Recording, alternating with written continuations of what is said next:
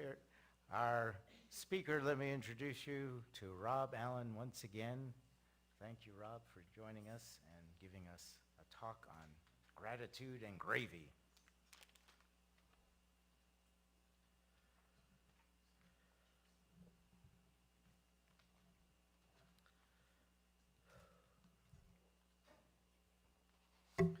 I'm not nervous, you're nervous. Good morning, and thank you everybody for joining us today. My name is Rob Allen, and as Django has mentioned, I am the choir director, a member of the band, the dungeon master of the game group, a member of the worship committee, or team, and I am one of the at-large members of the board of trustees. That might be a long list of titles, but it is also a list of groups that I am involved with here at U2C3.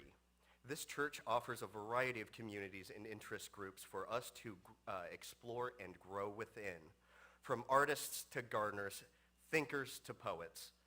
Let's explore the different communities within our congregation. I'd like to start, though, by sharing my journey to discovering what community really means to me. I feel very fortunate to be a lifelong Unitarian, being brought up in the church by my parents. Some of my earliest memories are from our time in the congregation in Laramie, Wyoming.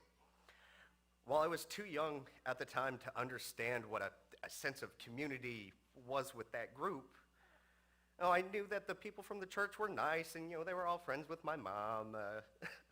We all met up at a big pyramid out in the middle of nowhere, and talked about how there might be God, but only if you think so. Normalcy to me at the time was a Native American folk tale and a lesson on the merits of sharing. I just thought that's what everybody did.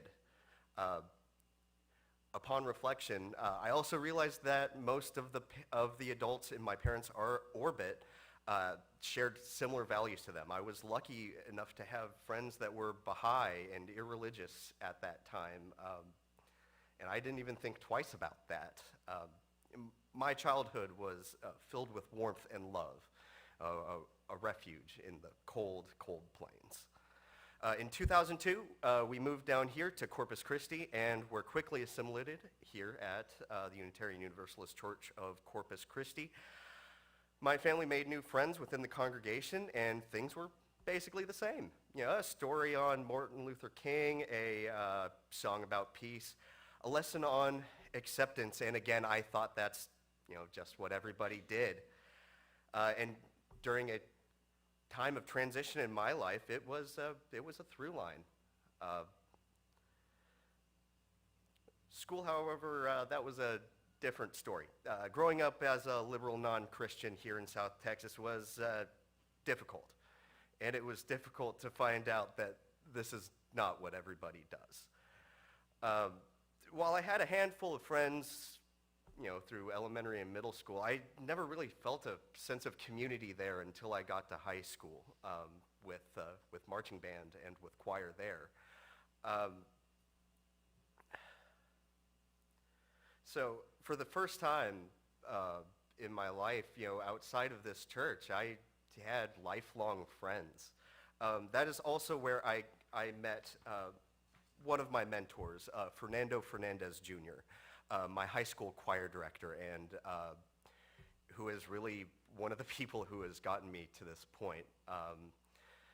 I owe a lot of what I have in terms of experience to his help. Throughout high school, I was a part of the choir here at U2C3, but after I graduated, I kind of drifted away. My involvement here waned. The church was always in the back of my mind. Maybe I'll go next week. I think they've got a potluck or something going on. Oh, sure, I'll go for Christmas. That always makes Mom happy. Oh man, I really need to stop in and see everybody. At the time, it was enough for me, but looking back, I realize how much I truly missed out around here.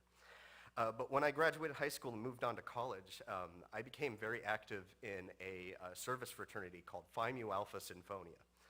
Um, while while I felt at home in the band and choir in high school, I had really discovered my people. I would like to now read the mission statement as read on our website. It says, the object of this fraternity shall be for the development of the best and truest fraternal spirit, the mutual welfare and brotherhood of musical students, the advancement of music in America, and a loyalty to the alma mater. Now, as a Unitarian, I thought the whole statement resonated with me, but specifically, I'd like to focus on the third section of that, the advancement of music in America.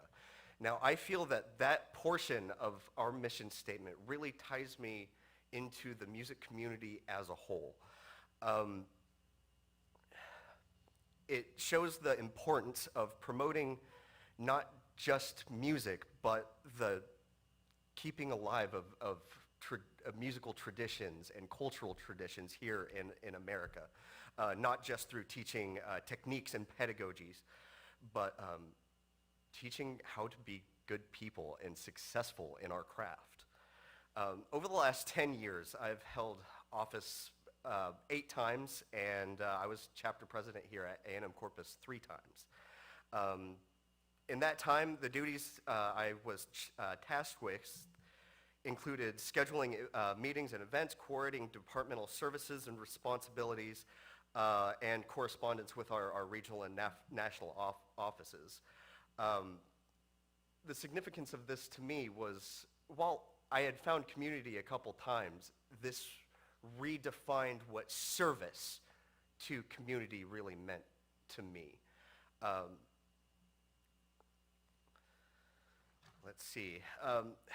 So after I graduated from college in 2017, I was hired on at another congregation, St. Luke's United Methodist Church, by my mentor, Fernando Fernandez Jr. Without school, it was easier for me to fit things in, and I could make the practices, and they were giving me a little bit of money for my music. I thought it was a good gig.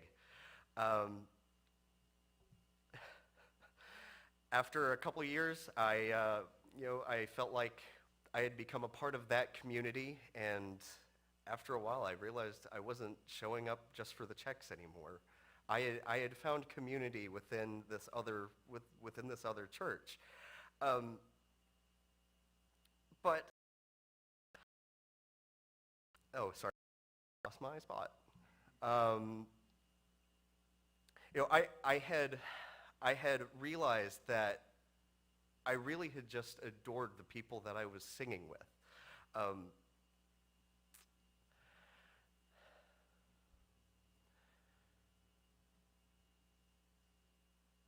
So everything was going well with St. Luke's, really up until the pandemic hit, and things started to shut down. But that is also when I came back to U2C3. While I was involving myself through the choir over there, kind of informally, going every couple of weeks, it was in September of 2020 when I was asked by my mom to contact Arthur Smith, our drummer, and we started doing our recordings on Wednesdays, publishing on Sundays, and things kind of went like that for about a year until we were back here in person. But when it came down to the decision to, where was I actually going to land, it was a pretty easy decision. It was time to come back home. I knew I was going to miss my friends there, but my heart ached to return here and rebuild something that I and we could call our own now. Again, I was a part of the choir for 5 or 6 years before I had left.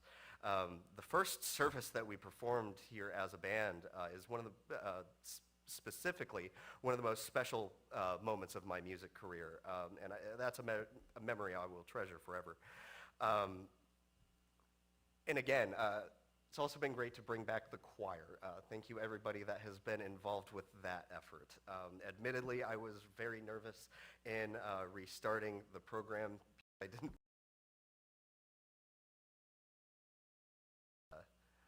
obviously not. As much as I could continue gushing about our music program here, at this time I would like to talk about some of the other communities within our church. If I mention the name of a group that you are a part of, please raise your hand, let it be known. So the first one that I would like to bring up is our AV team. The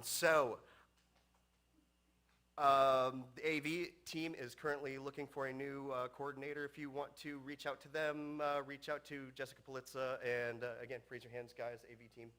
Yeah. All right, so they handle a variety of responsibilities for our Sunday services, including preparing the slides, changing our camera angles, and moderating our live streams. Thank you so much for your hard work and diligence. On that same note, I would also like to thank the grounds team. Of course, more than just mowing, this group handles the beautification and maintenance of our spiritual home. Even throughout the heat of summer, this crew is out there doing the dirty work that keeps our property looking inviting. We also have two discussion groups, one hosted on Sunday mornings by Darby and one hosted by Django, which is the Humanist group. These groups have covered a variety of topics. The Humanists in particular have covered recently how to speak to extreme-minded people, what is your purpose in life, and recently have been discussing the Gaza-Israeli conflict and the possibilities of a ceasefire. When asked why the discussion groups are important to the larger church community, Django told me the Humanists group is another example of UUs expressing themselves in using reason and science, furthering cementing our community. Another interest group is our menders and crafters. Raise your hand. These are the ones that are out selling their crafts in the foyer. This creative collective, while initially formed to support each other's individual projects, have shifted towards service of the wider community. Project they have worked on recently have including knitting hats and gloves for the blessing bags passed out to our unsheltered community, and the knitted knockers for breast cancer patients. Again, you can find them selling their handmade goods out in the foyer. Our crafters are also very tied in with our social justice team, which leads in community action. This network of incredibly caring individuals is responsible for much of the charitable aspects of our church. Fundamental to upholding the Unitarian values, our social justice team has been the moral compass of the church since its start. Through many MLK Day marches, Transgender Days of Remembrances, and Labor Day events, they have organized our presence at public events that we have been involved with at the past. One of these groups doing work right now is Tacos Not Bombs, a charitable group that is hosted through U2C3 and provides sack lunches to the unsheltered community. Currently, they are asking for donations. You can talk to Laura Wolcott about that. Moving on, another group that I am a part of with Django is the Worship Committee. Since shifting to being a lay-led congregation, this team has been at the forefront of planning our Sunday services. While some of the responsibilities we handle includes scheduling our speakers, programming music, and coordinating the worship associates.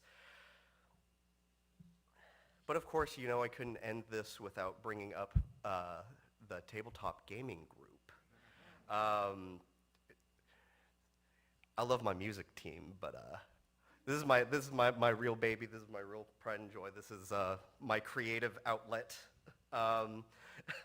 There is almost nothing in this world I enjoy more than walking in on a group of my players with a smile on my face to watch the smile drain from theirs. The fear, the anxiety, the cursing of my entire lineage, some things really are worth getting out of bed in the morning. In all seriousness, though, the game group has been a lot of fun over the past year. As the Dungeon Master, I get to craft the story for my players to navigate through, and I facilitate those through randomized dice rolls. It has been an incredible creative outlet since we were formed, and my players always keep me on my toes, which is always a great improvisation practice. Ren Aldrich had this to say, playing games with people is the best way to get to know them. I definitely agree with that. All right, so to wrap things up with this in mind, I really hope I've inspired you to join or start one of these communities. New opportunities and adventures are waiting for you to be discovered here at U2C3. Now, a few groups that I would be interested in seeing form maybe a culinary group or a pet group. I would love a dog group. Anyway, I would be remiss if I didn't mention that Thanksgiving is coming up. I know that the one thing that brings all Unitarians together isn't our values, it's food. Our first Sunday potlucks and the beer and brats style events, they were some of my favorites from when I was a child, and I'm glad to see some of this stuff starting to make a comeback.